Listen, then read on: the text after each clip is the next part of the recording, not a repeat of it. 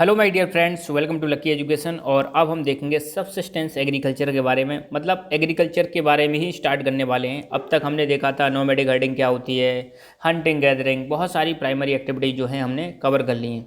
तो एग्रीकल्चर आपको पता है इंडिया में सबसे मेन इंपॉर्टेंट जो ऑक्यूपेशन है, स्पेशली रूरल एरियाज में। कैसे एरिया की बात करें, अगर आप गाँव की बात करें तो गाँव में जनरली लोग किस पर डिपेंड रहते हैं? एग्रीकल्चर पर डिपेंड रहते हैं। इंडिया में मोस्ट ऑफ दी पॉपुलेशन, ये भी आपको पता होगा, ज़्यादातर जो पॉपुलेशन है वो भी कहाँ पर रहती है? विलेज में रहती है, गांव में रहती है। और गांव में ज़्यादातर लोग किस पर डिपेंड करते हैं? एग्रीकल्चर पर डिपेंड करते हैं। तो एग्रीकल्चर को पढ़ना हमारे लिए बहुत इंपॉर्टेंट है। अब गाँव में जो लोग होते हैं, ऐसा नहीं है सिर्फ और सिर्फ फार्मिंग करते हैं। फार्मिंग के साथ साथ वो क्या करते हैं? एनिमल रियरिंग करते हैं। एनिमल रियरिंग मतलब जानवरों को पालते हैं। लाइव स्टॉक रेज्ड का मतलब वही जानवरों को पालते हैं। तो इससे क्या होता है? उनकी एडिशनल इनकम बढ़ जाती है। तो खेती की इनकम तो आपको पता ही है, अपनी 3 क्रॉप्स हैं, रबी, खरीफ, जायद, है ना। तो ये तो फिक्स इंटरवल के बाद इनकम आती है, पहले तो इन्वेस्टमेंट करना पड़ता है। मगर अगर आप मान लो गांव में किसी व्यक्ति के पास 2-4 भैंस हैं, गाय हैं, तो वो दूध अपने घर के लिए भी प्रोड्यूस कर सकता है, एज वेल एज बाकी जो एक्स्ट्रा दूध है उसको बेच भी सकता है। तो इससे डे टू डे जो खर्चे होते हैं वो भी निकल के आ जाते हैं। तो गाँव में ये बहुत इंपॉर्टेंट है, विलेज एरिया में एग्रीकल्चर, ठीक है। तो और एग्रीकल्चर जो है आपको पता है इंडिया में अलग अलग जगह पर अलग अलग टाइप की एग्रीकल्चर ग्रो की जाती है। पहली बात तो इंडिया में अलग अलग सॉइल्स पाई जाती हैं। हर सॉइल में हर प्रकार की एग्रीकल्चर, हर प्रकार की क्रॉप नहीं कर सकते। कोई सॉइल जो है, जैसे मान लो यहाँ पे साउथ इंडिया में ब्लैक सॉइल बहुत ज़्यादा है, डेक्कन वाले एरिया में, तो यहाँ पे कॉटन की कल्टीवेशन, इधर साइड में एलुवियल सॉइल है तो यहाँ पे राइस और वीट की कल्टीवेशन बहुत अच्छी होती है। तो एग्रीकल्चर जो है वो कई सारी चीज़ों पर डिपेंड करती है। फिजिकल कंडीशंस पर डिपेंड करती है, सोशियो इकोनॉमिक कंडीशंस पर डिपेंड करती है। और इन्हीं की वजह से इंडिया में अलग अलग टाइप, मतलब जगह पर अलग अलग टाइप की क्रॉप्स उगाई जाती हैं। फिजिकल कंडीशन जैसे मान लो कहीं पर डेजर्ट है तो सिंपल सी बात है, डेजर्ट में अब वहाँ पे गेहूँ आप नहीं उगा सकते। जैसे राजस्थान है तो वहाँ पर आपको पता है मिलेट ग्रो किया जाता है, ठीक है। मिलेट मतलब बाजरा ग्रो किया जाता है डेजर्ट वाले रीजन में। प्लेन्स वाले रीजन है, प्लेन वाले रीजन में वीट मेनली और राइस, ये 2 बहुत ज़्यादा इंपॉर्टेंट क्रॉप है, वीट एंड राइस, जो नॉर्दर्न प्लेन्स में ग्रो की जाती हैं, ठीक है। तो और किसान जो होते हैं फार्मिंग करने के साथ साथ अलग अलग क्रॉप्स उगाने के साथ लाइव स्टॉक को भी रेज करते हैं। रेज का मतलब है पालन पोषण करते हैं। तो अब हम स्टार्ट करेंगे सबसे पहले सबसिस्टेंस एग्रीकल्चर। देखो जनरली सबसिस्टेंस का मतलब होता है अपनी फैमिली की नीड्स को पूरा करना, फैमिली की नीड्स को फुलफ़िल करना, कैटर करना। कैटर का मतलब वही फुलफ़िल करना। तो ऐसी एग्रीकल्चर जिसको करने का पर्पज़ क्या होता है, जिसको करने का एम होता है ताकि हमारी फैमिली की नीड्स फुलफ़िल हो पाएँ, उसी एग्रीकल्चर को हम बोलते हैं सबसिस्टेंस एग्रीकल्चर। तो subsistence agriculture is one in which the farming areas consume all or nearly so of the products locally grown. तो ये एक ऐसी एग्रीकल्चर है जहाँ पर जो भी प्रोडक्ट ग्रो किया जा रहा है उसको या तो लगभग पूरा कंज्यूम कर लिया जाता है, कंज्यूम करने का मतलब है पूरा उसको यूज कर लिया जाता है, या लगभग यूज कर लिया जाता है।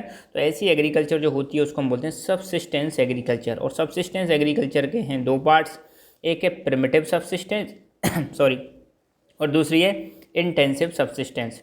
तो प्राचीन काल से, पुराने समय से, बहुत पुराने लंबे समय से जो यूज करते आ रहे हैं वो तो है प्रिमिटिव सबसिस्टेंस। प्रिमिटिव सबसिस्टेंस को और भी कई नामों से जाना जाता है, जैसे मतलब झूम की खेती, झूमिंग कल्टीवेशन के नाम से जाना जाता है, शिफ्टिंग कल्टीवेशन के नाम से जाना जाता है, स्लैश एंड बर्न कल्टीवेशन के नाम से जाना जाता है। और फिर दूसरी है इंटेंसिव सबसिस्टेंस, ठीक है। इंटेंसिव सबसिस्टेंस एग्रीकल्चर ऐसी एग्रीकल्चर है जहाँ पर ज़मीन का साइज़ तो होता है कम, लैंड होल्डिंग होती है कम, और इसी लैंड पर प्रेशर जो होता है बहुत ज़्यादा होता है। इसी लैंड पर ज़्यादा से ज़्यादा फसल उत्पादन करने की कोशिश की जाती है। ये हो गई इंटेंसिव सबसिस्टेंस एग्रीकल्चर। इसमें मतलब जनरली कहाँ पर प्रैक्टिस की जाती है? जहाँ पर पॉपुलेशन ज़्यादा होती है, हाई पॉपुलेशन वाले रीजन में आपको देखने को मिलेगी इंटेंसिव सबसिस्टेंस एग्रीकल्चर। तो अब हम डिटेल में पढ़ेंगे किसको? Primitive subsistence agriculture.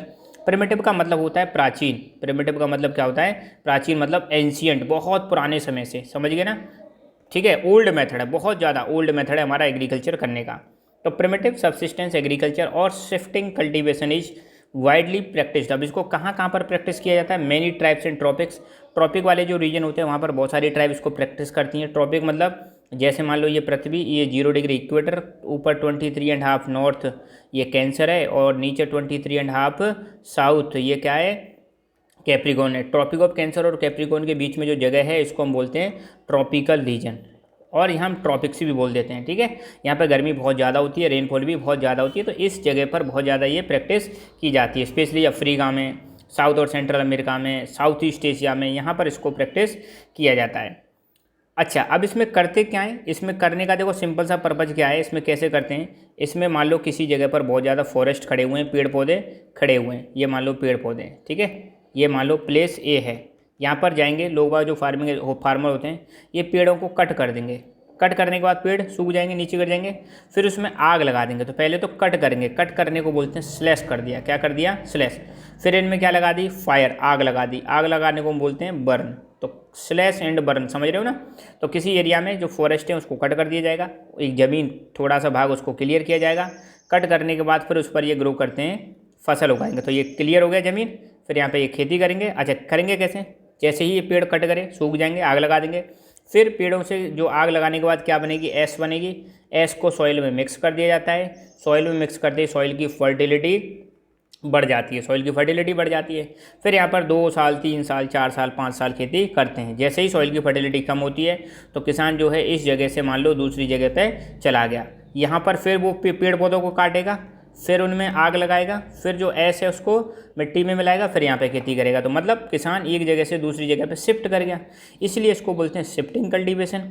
Slash and burn क्यों बोलते हैं, स्लैश मतलब कट कर दिया, बर्न मतलब आग लगा दिया। स्लैश एंड बर्न भी बोलते हैं, शिफ्टिंग कल्टीवेशन भी बोलते हैं, प्रिमिटिव सब्सिस्टेंस एग्रीकल्चर भी बोलते हैं, ठीक है। आई होप ये चीज़ क्लियर हो गई होगी। बस अब यही चीज़ यहाँ पर इसके फीचर्स में आप लिख दोगे।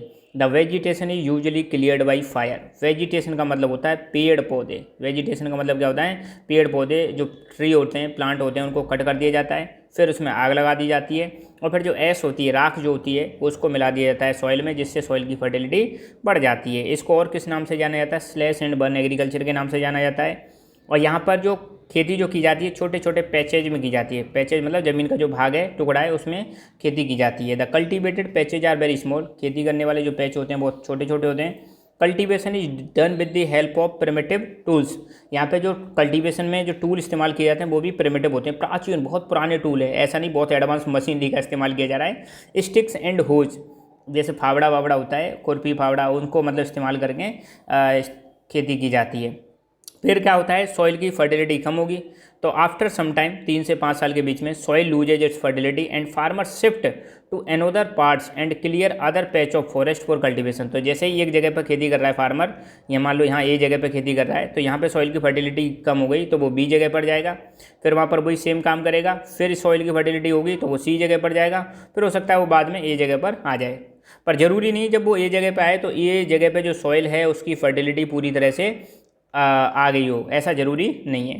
Farmers may return to earlier patch after some time. मैंने बोला था ना, जैसे ए से बी पे गया, बी से मान लो सी पे गया खेती करने के लिए, फिर सी से वापस, तो फार्मर जो है वापस उसी जगह पर भी लौट के आ सकता है। तो ऐसी एग्रीकल्चर जो होती है। अब देखो इसमें क्या कर रहे हैं, पेड़ों की कटाई कर रहे हैं, तो नुकसान क्या है इसका, डिफॉरेस्टेशन। नुकसान क्या है सबसे बड़ा, डिफॉरेस्टेशन होगा, पेड़ों की कटाई होगी, जिसकी वजह से और क्या होगा, इसकी वजह से पॉल्यूशन होगा, इसकी वजह से बायोडाइवर्सिटी कम हो जाएगी। सिंपल सी बात है, पेड़ पौधे भी नहीं रहेंगे, जीव जंतु भी नहीं रहेंगे, ठीक है। CO2 का लेवल बढ़ जाएगा। CO2 आपकी ग्रीन हाउस गैस है, ग्रीन हाउस बढ़ेगी तो ग्लोबल वार्मिंग होगी, ग्लोबल वार्मिंग होगी तो ग्लेशियर्स मेल्ट होंगे, ग्लेशियर्स मेल्ट होंगे, ओशन का लेवल बढ़ जाएगा, ओशन का लेवल बढ़ जाएगा तो फ्लड्स क्या आने लग जाएंगी, बाढ़ आने लग जाएंगी। कोस्टल एरिया में जो लोग रहते हैं डूब जाएंगे, बहुत नुकसान है इसके। खैर, इसका मेजर प्रॉब्लम ये, मेजर प्रॉब्लम क्या है, one of the major problem of shifting cultivation is that cycle of jhum becomes less and less due to loss of fertility and different parcels. तो बार बार जैसे मान लो ए से बी पे गए, बी से सी पे गए, सी से फिर डी पे गए, फिर वापस ए पे आ गए, तो लगातार इसमें जो साइकिल जो चलती रहती है, इसमें सॉइल की फर्टिलिटी धीरे धीरे धीरे धीरे क्या होने लगती है, कम होने लगती है, ठीक है। ये चीज़ आप ध्यान रखना। अब झूम जो खेती है, इसको शिफ्टिंग कल्टीवेशन जो है, इसको अलग अलग नामों से जाना जाता है नॉर्थ ईस्ट इंडिया में। अब नॉर्थ ईस्ट इंडिया में जैसे कई सारे स्टेट आते हैं, अरुणाचल प्रदेश, नागालैंड, मणिपुर, मिजोरम, सिक्किम, ठीक है, और आपका त्रिपुरा, मेघालय, आसाम, ये आपके हो गए नॉर्थ ईस्टर्न स्टेट्स। यहाँ पे इस खेती को हम बोलते हैं झूमिंग, झूमिंग के नाम से जानते हैं। अमेरिका, सेंट्रल अमेरिका और मेक्सिको में इसको मिल्पा के नाम से जाना जाता है। अमेरिका और सेंट्रल अमेरिका में मिल्पा, और इंडोनेशिया और मलेशिया में इस खेती को हम बोलते हैं लडांग। इंडोनेशिया और मलेशिया में इसको हम किस नाम से जानते हैं, लडांग के नाम से जानते हैं। ये वर्ल्ड का मैप है, वर्ल्ड के मैप में देख लो कहाँ कहाँ पर किस किस चीज़ को किस नाम से बुलाएंगे। तो यहाँ पे ध्यान दो, ये वाला रीजन है इंडोनेशिया मलेशिया, यहाँ पर लडांग बोलते हैं। नॉर्थ ईस्ट इंडिया में इसको हम झूम बोलेंगे। और ये मैक्सिको है और यहाँ पे सेंट्रल अमेरिकन कंट्रीज हैं और यहाँ पर इसको हम बोलते हैं मिल्पा के नाम से। तो एक एक नंबर में ये पूछा जा सकता है कि कहाँ कहाँ पर किस नाम से इसको पुकारा जाता है। तो यहाँ पर हमारी जो झूम की खेती है या शिफ्टिंग कल्टीवेशन है या फिर हम इसको बोलेंगे स्लैश एंड बर्न एग्रीकल्चर है, वो क्या होती है, फिनिश होती है। तो चीज़ों को आपको लर्न करना है, आगे इनको ध्यान रखना है, ठीक है। सो आज के लिए इतना ही। Thank you so much. Keep learning, keep enjoying and God bless you all.